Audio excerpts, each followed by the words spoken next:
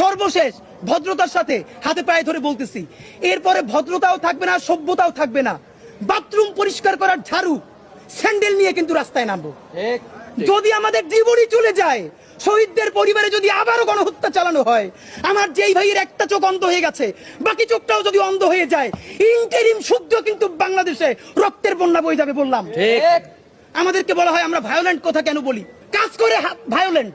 গণহত্যাকারীরা পালাইতে দেয়, হাজার হাজার কোটি টাকা খায়, বদমাইশি করে, টেন্ডারবাজি করে, গণহত্যা প্রত্যেকটা খুনিকে সীমান্ত পার করে দেয়। আমাদেরকে বলে কি এত উশৃঙ্খল কথা বলে কেন? মানে এদেরকে দরকারই হলো কথার আগে জুতো মারা, এইটা মারতে পারিনি, এইটা আমাদের ব্যর্থতা।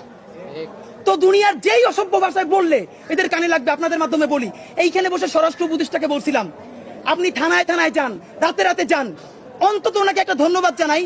এই কথা বলার পরের দিনই উনি প্রত্যেকটা থানায় রাতে 10-12টা করে থানায় গেছে। আপনাদের মনে আছে কিনা? উনি রাস্তায় গেছে, উনি থানায় গেছে, এবং ঠিকই